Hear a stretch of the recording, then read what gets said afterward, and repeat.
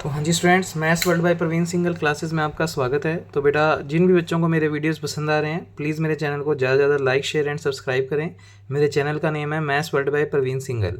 तो बेटा, आज की क्लास में हम जो एग्जाम्पल करने वाले हैं, तो कॉमन कैटनरी का चैप्टर चल रहा है, जिसमें हम, अगर आपके पास हिंदी मीडियम या मिक्स लैंग्वेज की बुक है तो बेटा उसमें तो है example number 3 third C exercise से पहले।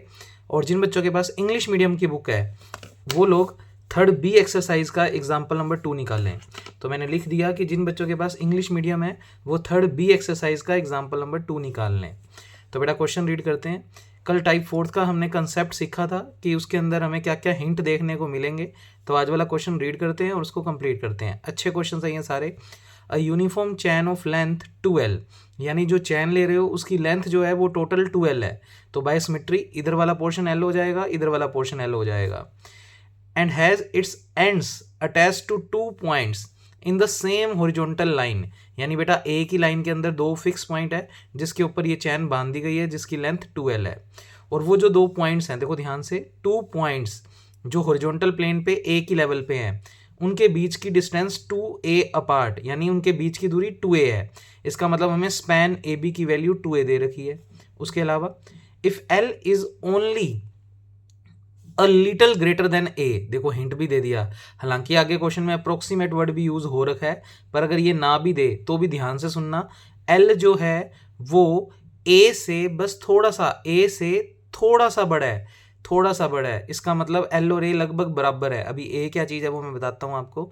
तो बेटा डिस्टेंस ए और बी के बीच में 2a है, तो इस तरफ ए और इस तरफ ए। तो वो कह रहा है कि ये जो ए है वो बहुत बहुत कम छोटा है इस वाले एल से, यानी एल जो है वो इस ए से बिल्कुल थोड़ा सा बड़ा है। इसका मतलब बेटा सैक की वैल्यू कम है। दैट मीन्स आपको टाइप फोर्थ का क्वेश्चन है ये, जिसमें ये वाली लेंथ और ये कैटनरी के नीचे वाला ये झुकाव ये लगभग इसके बराबर ही है।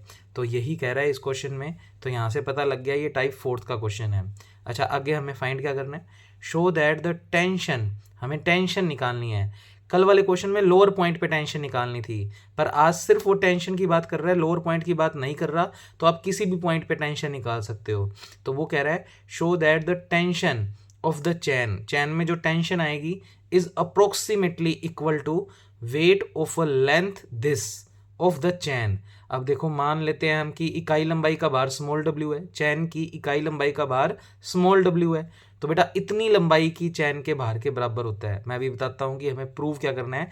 तो बेटा प्रूव हमें ये करना है कि चैन का जो भी इकाई लंबाई का भार, मान लेते हैं इकाई लंबाई का भार स्मॉल w है, तो इतनी लंबाई का भार कितना होगा, इससे w को मल्टीप्लाई कर देंगे।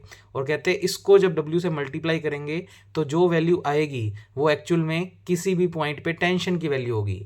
यानी हमें इस क्वेश्चन में टेंशन की वैल्यू लेकर आनी है this length into w, w small वाला, क्योंकि हमने इकाई लंबाई का भार माना स्मॉल w। तो इतनी लंबाई का भार, ये लंबाई दी हुई है चैन की, कि इतनी लंबाई के भार के बराबर होगी टेंशन। लाइन पढ़ो। कहता तो चैन के अंदर जो टेंशन होएगी वो इक्वल होएगी इस लेंथ के चैन के वेट के। यानी अपने को टेंशन की वैल्यू लेकर आनी है, इस लेंथ को स्मॉल w से मल्टीप्लाई कर दो तो टेंशन का मान इतना लेकर आना है, इसके साथ स्मॉल w का मल्टीप्लाई, उतनी टेंशन लानी है।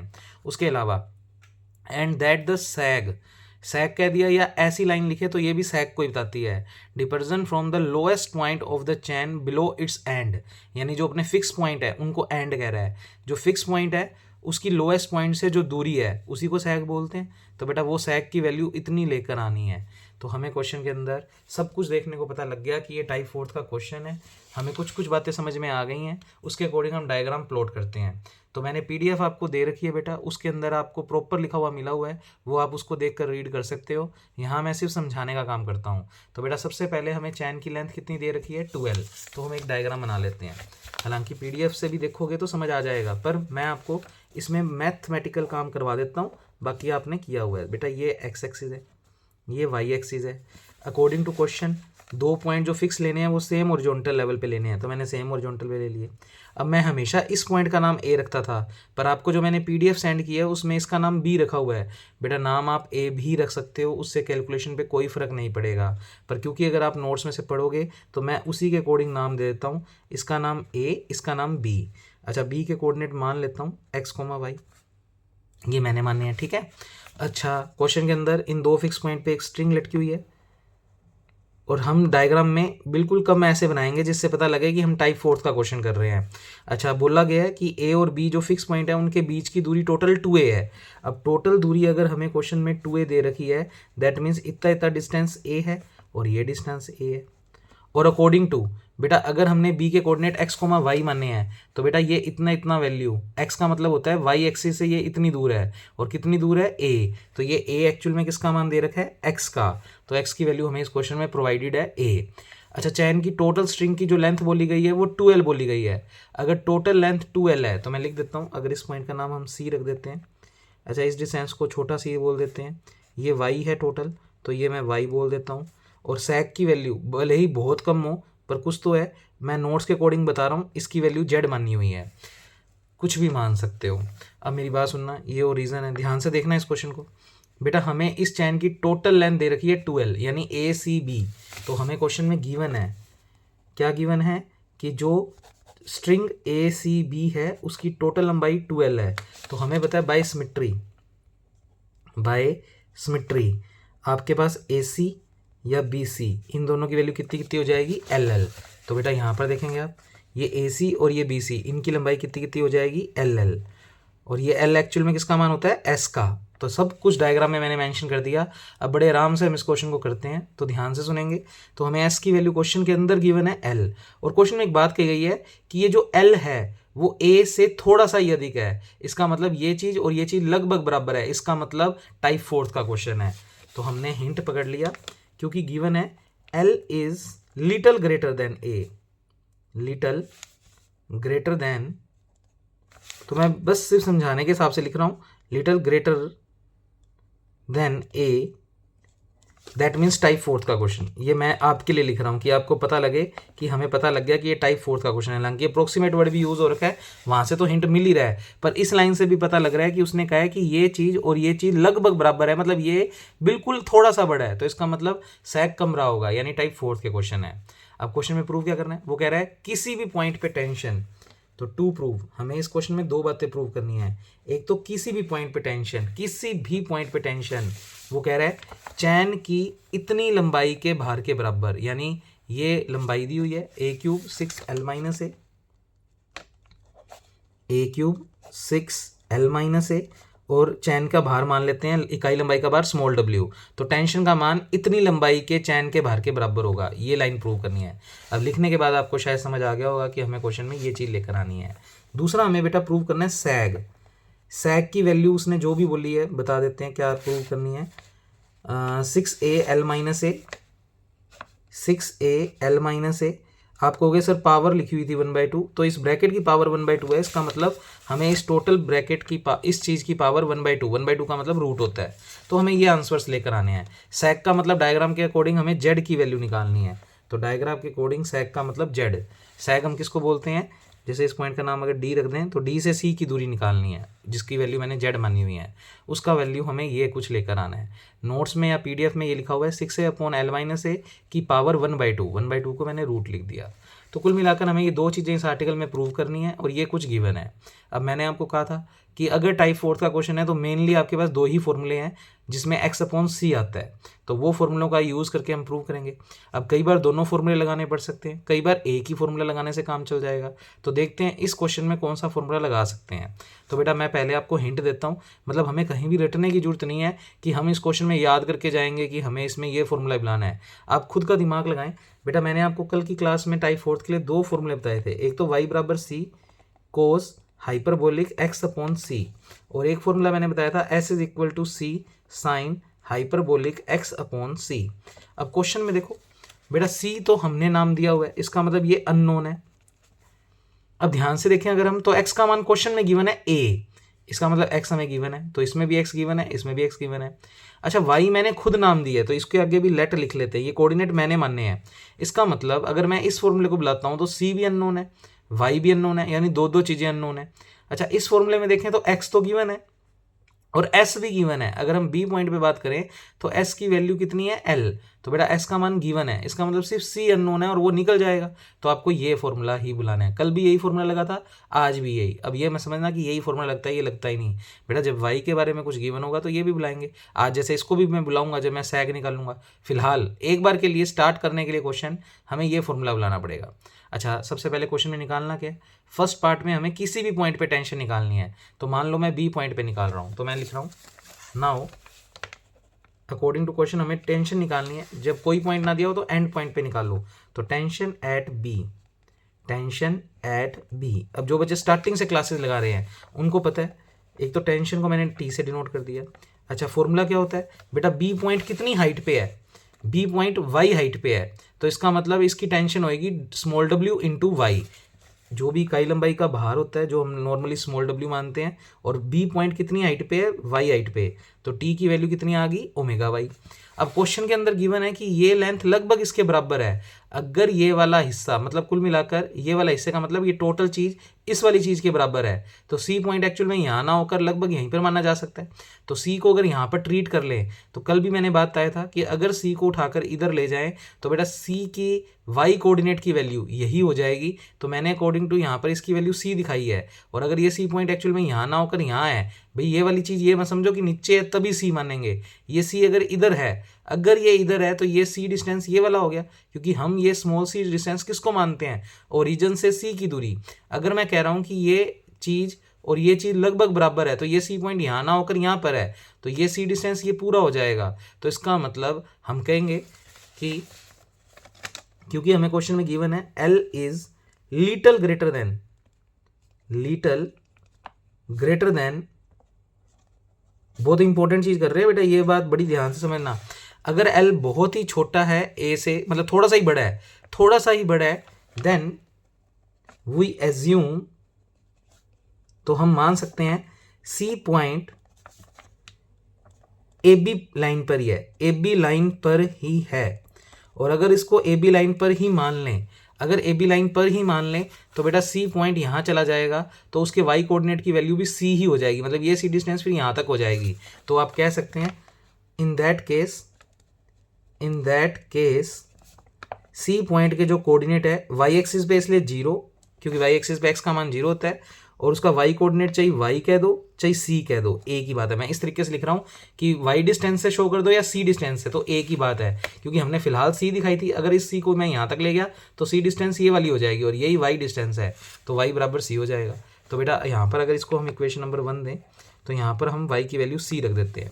तो यूजिंग इक्वेशन 2 इन 1, तो बेटा हमारे पास टेंशन एट बी आ गई, W इंटू वाई के बदले मैंने रख दिया C। अब बेटा क्वेश्चन में बस मेरे को C निकालना है, क्योंकि अकॉर्डिंग टू मेरे को जो आंसर लाना है उसमें स्मॉल w चाहिए, स्मॉल w आ चुका है, C की वैल्यू ये कुछ आनी चाहिए, देखते हैं कैसे आएगी। तो फिलहाल इसको मैं देके छोड़ रहा हूँ equation number 3। Now we find C। अब बेटा हम ये C कैसे फाइंड करेंगे, उसके लिए पहले मैं कुछ बातें लिखता हूँ। Late weight of chain per unit length, चाहो तो आप यही लिख सकते हो एज इट इज पेपर के अंदर, मैंने प्रॉपर ही लिखा है लगभग। मान लेते हैं इकाई लंबाई का भार स्मॉल w है, तो मुझे सोच के बताएं।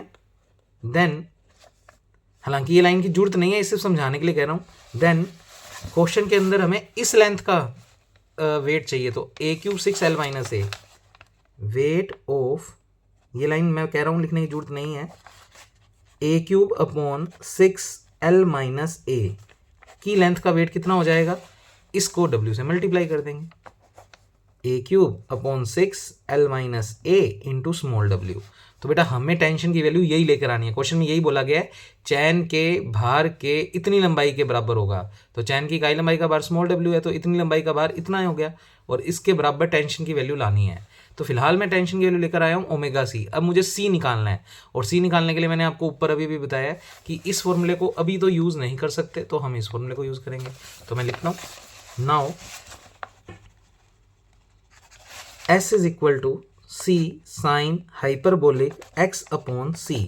पहले तो इस क्वेश्चन में जो जो गिवन है बेटा, अकॉर्डिंग टू क्वेश्चन S की वैल्यू L है और x की वैल्यू A है। मैं डायग्राम में दिखा देता हूँ बेटा, अकॉर्डिंग टू डायग्राम S की वैल्यू L है और x का मान एक्चुअल में A है। तो मैं ये दो वैल्यूज़ पुट कर देता हूँ। तो साइड में लिखते हैं हम फ्रॉम डायग्राम। हम अगर डायग्राम को देखें तो उसके अकॉर्डिंग हमें x का मान a दिया हुआ है और s का मान l दिया हुआ है, तो ये दोनों चीज़ें तो रख देते हैं। तो s का मान तो l, c तो हमें निकालना है साइन हाइपरबोलिक, x का मान a और c हमें निकालना है। अब कल मैंने आपको बताया था साइन हाइपरबोलिक का एक्सपेंशन, मैं साइड में रीज़न दे देता हूँ, याद हो गए होंगे आपको, x upon x cube upon factorial 3, बस दो टर्म्स ही लिखनी है। पर हाई x की जगह मेरे पास है a अपॉन सी, तो यहाँ a अपॉन सी और यहाँ a अपॉन सी की क्यूब, तो ये l is equal to c। Sine hyperbolic का फॉर्मूला ये वाला लगाएंगे तो ये आएगा a upon C plus a upon C की क्यूब अपॉन फैक्टोरियल 3, क्यूब है ये, ठीक है, प्लस एंड सो ऑन। दो ही टर्म लिखनी है, हाइयर टर्म्स और नेग्लेक्ट कर देंगे, थोड़ा अंदर मल्टीप्लाई कर दो। l इज इक्वल टू बेटा c अंदर जाएगा तो इस c से ये c कट गया, क्या बचेगा a। अच्छा ये c यहाँ लेकर जाएंगे तो ये c क्यूब है और ये c, तो कट कट नीचे c स्क्वायर बनेगा और 3 फैक्टोरियल होता है 6, तो ऊपर a क्यूब नीचे 3 फैक्टोरियल 6 हो गया और c क्यूब और c मिल मिलाकर नीचे बनेगा c स्क्वायर, ये आ गया। इस क्वेश्चन में निकालना क्या चाहते हैं फिलहाल c, तो a को पहले उधर ले जाओ, तो l माइनस a, ये कैलकुलेशन कल भी लगभग की थी हमने, a क्यूब 6c स्क्वायर, बेटा इसको इधर ले जाओ, l माइनस a को नीचे ले आओ, तो 6c square equal to a cube upon l minus a। यहाँ से अगर मैं c स्क्वायर की वैल्यू निकालूँ तो c स्क्वायर की वैल्यू आ गई a cube upon 6l minus a, और c की वैल्यू निकालूँ तो रूट लग जाएगा। अब प्लस माइनस दो आंसर आते हैं, पर यहाँ पर a की लेंगे क्योंकि डिस्टेंस को हम नेगेटिव नहीं लेंगे, ऊपर की तरफ जा रहे हैं हम, y एक्सिस ओरिजिन से ऊपर की तरफ ही कैलकुलेशन चल रही है, इसका मतलब ये डिस्टेंसेस हमेशा ऊपर की तरफ y पॉजिटिव होता है, तो ये c ऊपर की तरफ है y एक्सिस पे, तो ये पॉजिटिव ही लेना है, तो ये बात ध्यान रखेंगे। 6l माइनस a, इस पूरे पे रूट लगा हुआ है, ठीक है, ये c का मान आ गया बेटा, ये c का मान उठाकर आप इक्वेशन नंबर 3 में रख दो। इक्वेशन नंबर 3 आपकी है ये रही, तो आप लिखेंगे put the value of c in equation number 3।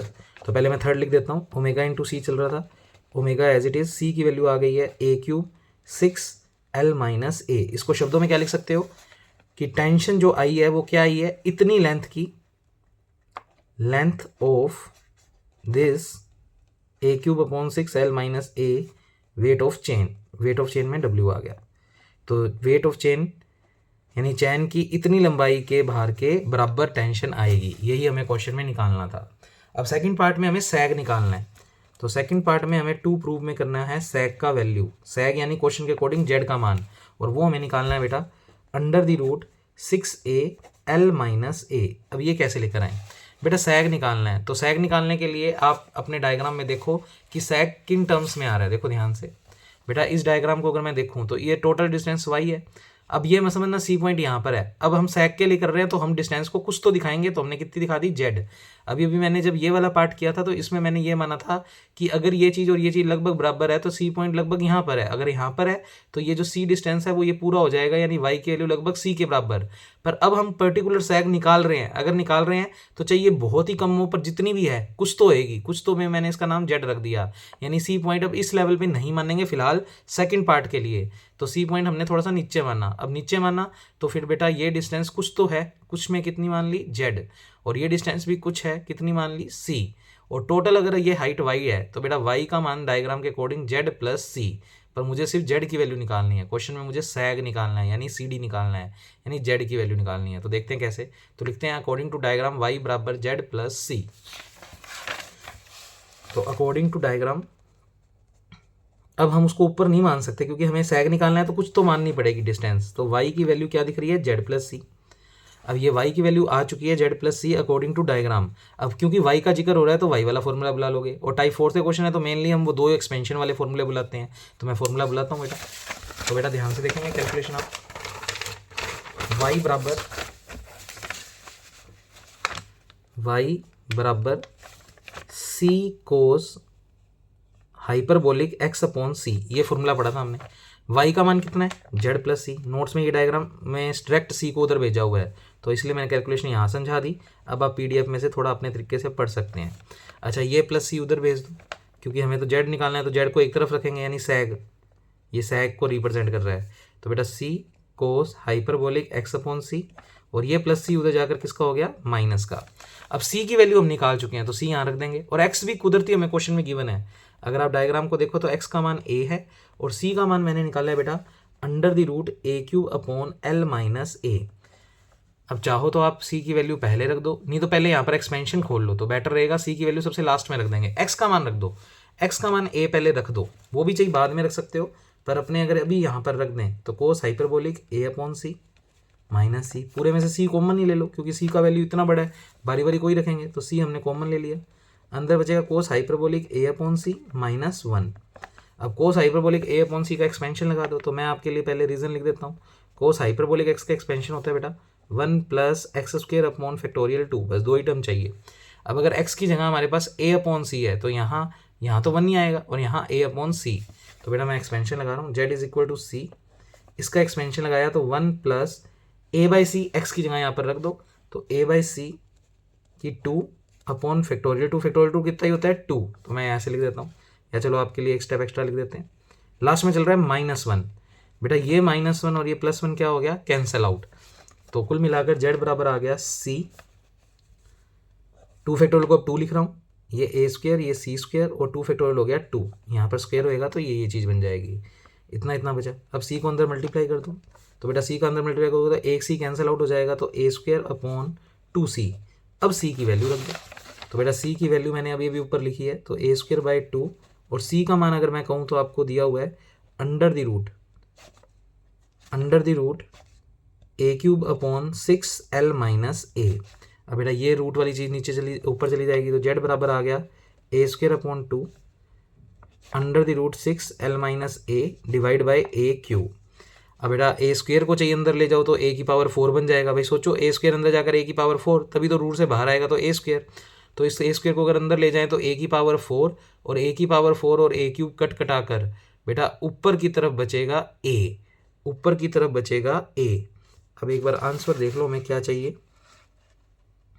6al minus ए, ठीक है बेटा, और इंटू 1/2। सॉरी मैंने थोड़ा सा आंसर को गलत देख लिया, तो एक बार मैं आपको आपके नोट से टैली करवा देता हूँ। बेटा आंसर उसने ये मांगा है, सुन लो, वहाँ पर पीछे भी करेक्शन कर देते हैं हम।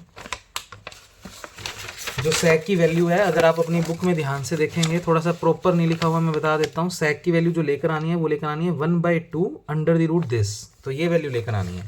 अब जो अपनी कैलकुलेशन चल रही थी उसके अकॉर्डिंग मैं आपको दिखाता हूँ कहाँ तक पहुँच के। देखें यहाँ पर, तो इस a की स्क्वायर को पहले अंदर ले जाता हूँ, या चाहिए a क्यूब को बाहर ले आओ, तो देखो a स्क्वायर इंटू a है तो a स्क्वायर एक बाहर आएगा तो ऊपर एक a बच जाएगा, जैसे मर्जी समझ लो।